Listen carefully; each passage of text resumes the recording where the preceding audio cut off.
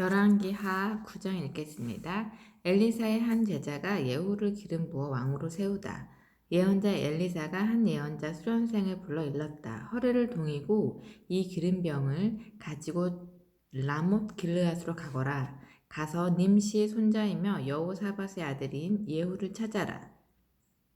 그를 찾거든 동료 지휘관들 가운데서 불러내어 골방으로 데리고 들어가 이 병을 열고 그의 머리 위에 기름을 부으며 이 말씀을 전하여라. 나 야훼가 선언한다. 내가 너에게 기름을 부어 이스라엘을 다스릴 왕으로 세운다. 그렇게 한 후에 문을 열고 내가 할 수 있는 대로 빨리 도망쳐 오너라. 그 젊은 예언자는 람목길르앗으로 갔다. 거기 이르러 마침 군 지휘관들이 함께 앉아 있는 것을 보았다. 그는 장교님께 드릴 말씀이 있습니다 하고 말하였다. 예후가 우리들 가운데 누구 말인가 하고 물었다. 그가 대답했다. 바로 장교님입니다. 예후가 일어나서 안으로 들어갔다. 예언자는 그 머리에 기름을 붓고 말씀을 전하였다. 이스라엘의 하느님 야훼께서 선언하십니다. 내가 너에게 기름을 부어 야훼의 백성을 다스릴 이스라엘 왕으로 세운다. 내가 이세벨의 손에 죽은 예언자들뿐 아니라 나의 모든 종들의 원수를 갚으리라. 그러니 너는 내가 섬기던 아합 가문을 쳐부수어라. 내가 아합 가문에 속한 사내 녀석들은 종이든 자유인이든 씨도 남기지 않고 쓸어버리리라. 그리하면 아합 온 가문이 망하리라. 나는 아합 가문을 느밧의 아들 여로보암의 가문이나 아히야의 아들 바하사의 가문처럼 만들리라. 이세벨의 시체는 묻어주는 사람이 없어 이즈르엘에 있는 제 땅에 버려져 개들이 뜯어먹을 것이다. 그리고 나서 젊은이는 문을 열고 도망하였다. 예후가 동료 장교들이 있는 대로 나오자 그들이 물었다. 좋은 일이오? 그 미친 녀석이 왜 왔었소? 그는 그가 무엇하는 사람인지 잘 알면서 뭘 그러시하고 대답하였다. 그들은 속이지 마시오. 자, 무슨 일이 있었소? 털어놓으시오 하고 소리쳤다. 예후는 그가 이러저러하게 말하더라고 하면서 그가 전해준 야훼의 말씀을 일러주었다. 나 야훼가 선언한다. 내가 너에게 기름을 부어 이스라엘을 다스릴 왕으로 세운다. 이 말을 듣고 그들은 재빨리 겉옷을 벗어 돌층계에 깔고는 예후를 그 위에 모시고 나팔을 불며 예후가 왕이 되셨다고 외쳤다. 예후의 반역, 여호람, 아하지야, 이사벨의 죽음, 님시의 손자이며 여호사밧의 아들인 예후는 요람을 뒤엎을 계획을 꾸몄다. 마침 요람이 이스라엘 정군을 이끌고 시리아 왕 하자엘을 맞아 라봇 길르앗을 지키려고 시리아 군과 싸우다가 상처를 입고 이즈르엘에 돌아와 치료를 받고 있을 때였다. 이것이 그대들의 소원이라면 아무도 이 성에서 빠져나가 이즈르엘에 연통하러 가지 못하게 하시오. 예후는 동료 장교들에게 이렇게 말하고 나서 자기의 병거를 타고 곧장 이즈르엘로 달렸다. 그때 이즈르엘에는 요람이 알아누워 있었고 마침 유다왕 아하지야가 문병차 와 있었다.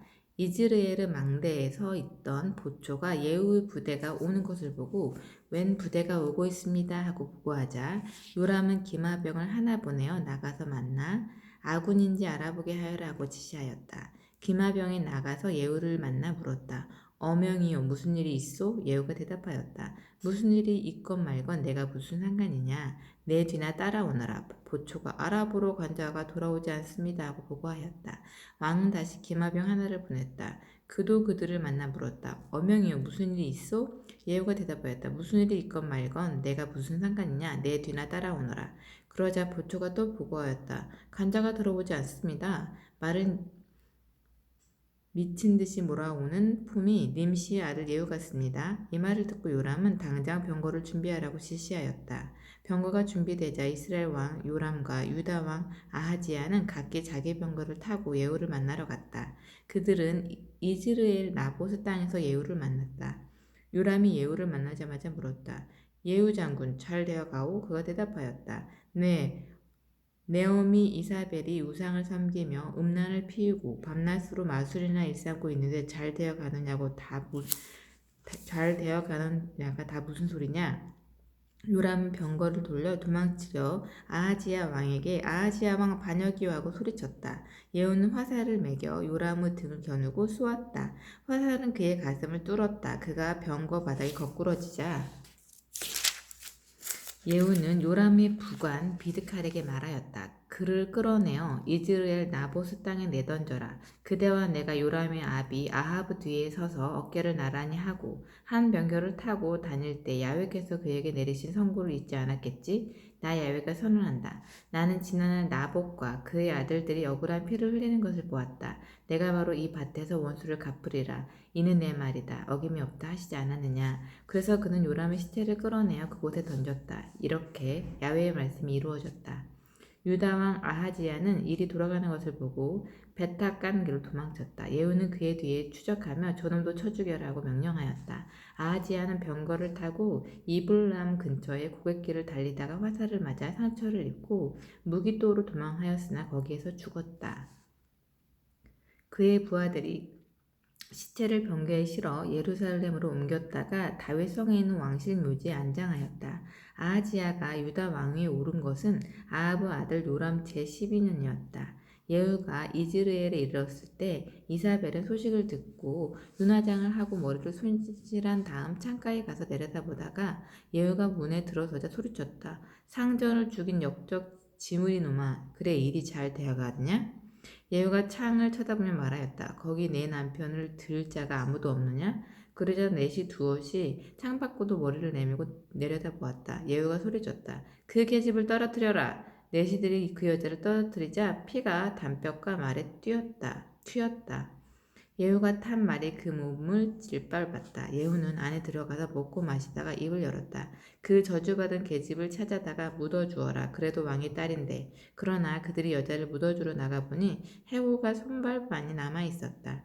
그들이 돌아와 예후에게 보고하니 그는 야훼께서 당신의 종 디스베 사람 엘리야를 시켜 하신 말씀이 그대로 이루어졌구나 하며 이렇게 말하였다. 이즈르엘의 밭에서 개들이 이세벨의 시체를 먹을 것이라고 하시더니 이세벨의 시체가 이즈르엘의 밭에 똥같이 굴러다니며 아무도 그것이 이세벨이라는 것을 모르게 되리라고 하시더니 기어이 그렇게 되고 말았구나.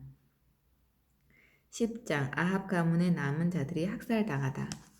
아직도 사마리아에 아합의 자손이 70명이 있었다. 그래서 예후는 사마리아에 있는 고관들과 장로들과 아합 자손의 교육을 맡은 사람들에게 다음과 같은 편지를 보냈다.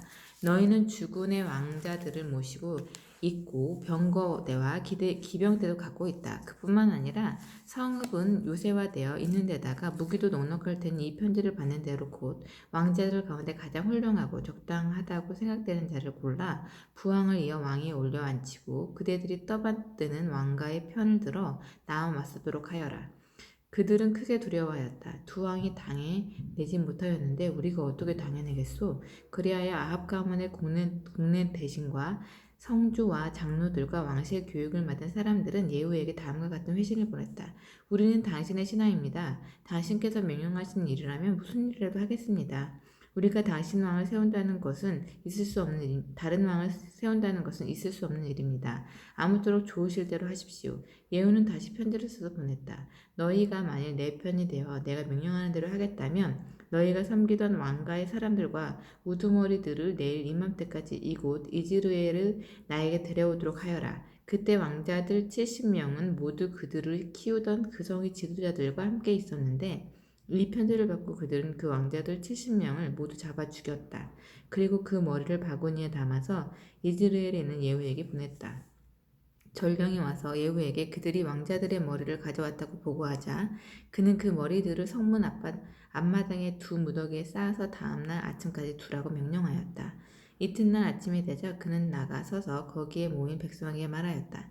선량한 국민 여러분, 보시는 대로 내가 혁명을 일으켜 상전을 죽였소. 이 사람들이야 다 누가 죽였든 이 점만 알아두시오. 야훼께서 아합 가문에 내리신 말씀은 한마디로 땅에 떨어지지 않을 것이오. 야훼께서는 당신의 종 엘리야를 시켜 말씀하신 것을 그대로 이루셨소. 이렇게 말하고 나서 예후는 이즈르엘에 남아있던 아합 가문에 속한 사람들을 모두 죽였다. 아합 가문을 둘러싸고 있던 지도자들과 측근들과 제사장들도 하나도 남기지 않고 다 죽였다. 유다 왕자들이 학살당하다. 그리고 나서 예후는 사마리아를 향해 출발하여 가다가 캣 하로임에 이르러 유다 왕 아하지야의 동생들을 만났다. 예후가 너희는 누구인가 하고 물었다. 우리는 아하지야의 동생들입니다. 왕자들과 대비의 이가에게 문안을 드리러 왔던 길입니다 하고 그들이 대답하자 예후는 저놈들을 사로잡으라 하고 명령하였다. 사로잡아서 죽인 후 베데켓에 있는 구덩이에 쳐넣으니 그들이 42명이나 하나도 남기지 않고 다 죽었다. 예후와 여호나답. 그리고 나서 떠나가는데 레겝의 아들 여호나답이 그를 맞으러 나왔다. 예후는 그를 만나 인사를 나눈 다음 나는 그대를 진정으로 믿는데 그대도 나를 그처럼 믿어주겠소? 하고 물었다. 여호나답이 그러겠다고 대답하자 예후는 그대 생각이 그러하다면 손을 내미시오 하고 말하였다. 여호나답이 손을 내밀자 예후는 그를 자기 병거에 끌어들이며 말하였다. 함께 갑시다. 내가 얼마나 야훼께 열성을 품고 있는지 보여주겠소. 그리고 그를 자기의 병거에 태워 사마리아에 이르러 아합의 잔당들을 하나도 남기지 않고 다 죽였다. 이렇게 예후는 야훼께서 엘리야에게 말씀하신 대로 하였다. 예후가 바알 숭배를 근절하다. 그리고 나서 예후는 모든 백성을 모아놓고 말하였다. 아합은 바알을 조금밖에 섬기지 않았지만 예후는 바알을 열성으로 섬길 것이다. 이제 바알을 섬기는 예언자들과 사제들을 한 사람도 빠뜨리지 말고 불러오너라. 내가 곧 바알에게 성대한 제사를 드리리라. 무릇 이 제사에 빠지는 자는 살아남지 못하리라. 예후는 바알 섬기는 자들을 박멸하려고 이렇게 계략을 썼던 것이다. 성회를 열어 바알을 예배하도록 하라는 예후의 지시를 따라 마침내 성회가 선포되었다. 예후는 이스라엘 각지에 사람을 보냈다. 바알을 섬기는 자들이 한 사람도 남지 않고 모여들어 바알의 신전으로 들어가니 이쪽 벽에서 저쪽 벽까지 가득 차게 되었다. 예후는 의상 맡은 자에게 바알을 섬기는 자들이 입을 예복을 가져오라고 명하였다. 그가 그들이 입을 예복을 가져오자 예후는 레갑의 아들 여호나답과 함께 바알의 신전 안으로 들어갔다. 그리고 모든 바알을 섬기는 자들에게 말하였다. 여기 이 자리에 당신들과 함께 야훼의 종이 한 사람이라도 있지 않는가 잘들 살펴보시오. 다만 바알을 섬기는 사람들만 있도록 하시오.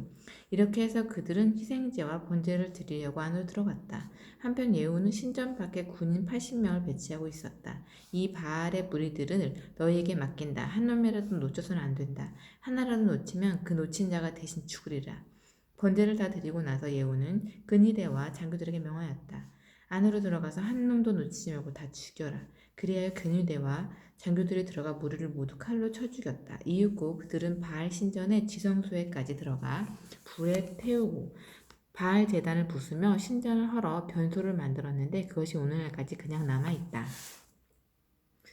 예후 이스라엘 통치. 이렇게 하여 예후는 이스라엘에서 바알 숭배를 뿌리 뽑았다. 그러나 그는 이스라엘을 죄에 빠뜨린 느바스 아들 여로보암의 죄만을 버리지 못하여 베델과 단에 세운 금송아지를 그대로 섬겼다.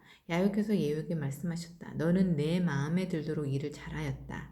나의 뜻대로 아합 가문을 잘 처치하였다. 그러므로 내 후손이 4대에 이르기까지 이스라엘 왕위에 오르리라. 그러나 예후는 이스라엘의 하나님 야훼의 법을 준수하는 데 성을 다하지 못하였다.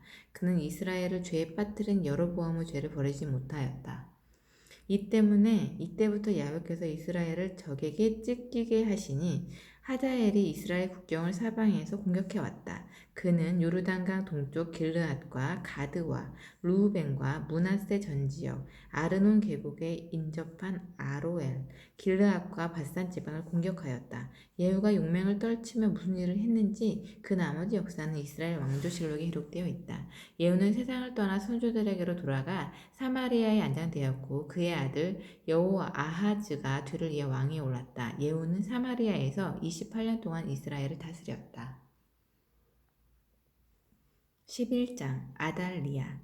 아하지야의 어머니 아달리아는 자기의 아들이 죽은 것을 보고 곧 왕의 혈육이 모두 죽이기 시작하였다. 이때 다른 왕자들은 모두 살해되었으나 아하지야 아들 요아스만은 그의 고모인 여호세바가 몰래 빼내어 유모와 함께 자기 침실에 숨겨두었으므로 아달리아에게 발각되지 않아 죽음을 면하게 되었다. 아달리아가 나라를 다스리는 6년 동안 요아스는 고모와 함께 야훼의 전에 숨어 살았다. 7년째 되던 해에 여호야다가 가리 외인 부대의 백인 대장들과 근위대 대장들을 야훼의 전으로 불러들여 맹세를 시켜 계약을 맺은 다음 그들에게 왕제를 내세우고는 이렇게 지시하였다. 너희는 이렇게 하여라. 너희 가운데 안식일 당번인 자의 3분의 1을 왕궁을 지키고 나머지는 야훼의 성전에서 특별 임무를 수행하는데 3분의 1은 수루문을 지키고 3분의 1은 근위대 뒤쪽 문을 지켜라. 너희 안식일 비번인 두 부대는 야훼의 성전에서 왕을 지켜라.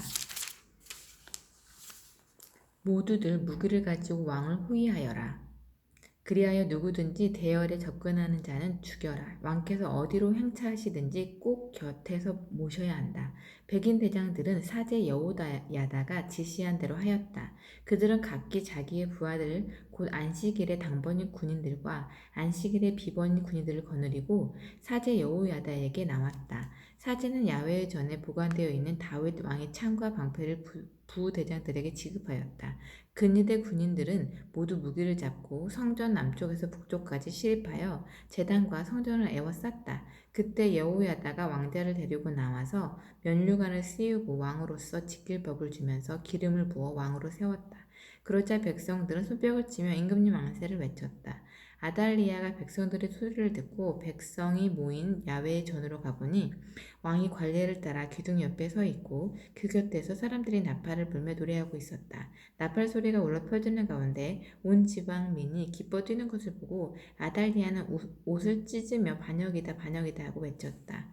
그때 사제 여호야다가 백인 대장들에게 명령하였다. 저 계집을 울 밖으로 끌어내어라. 따르는 자가 있거든 칼로 쳐 죽여라. 그를 야훼의 전 안에서 죽여서는 안 된다. 그러자 군인들은 그 여자를 붙잡아 군마가 출입하는 문으로 해서 궁궐에 들어가 거기에서 죽였다. 그런 다음 여호야다는 이스라엘 백성이 야훼의 백성이 되는 계약을 야훼의 왕과 백성들 사이에서 맺고 또 왕과 백성들 사이에서 계약을 맺었다. 온 지방민들이 몰려가 바알 신전을 허물고 그 제단과 우상을 산산조각으로 부수었다. 그리고 바알의 사제 mat단을 제단 앞에서 죽였다. 여호야다 사제는 야훼의 전에 경비병을 세우고 백인 대장들과 과리 외인 부대와 근위대와 온 지방민을 이끌고 왕을 호위하여 야훼의 전에서 나와 근위대 문을 통과하여 왕궁으로 갔다. 거기에서 왕이 옥좌에 오르자 온 지방민들은 기뻐서 뛰는데 수도 시민들은 아무 소리도 하지 못했다. 이렇게 아달리아는 대궐에서 칼에 맞아 죽었다. 12장 요아스의 유다 통치.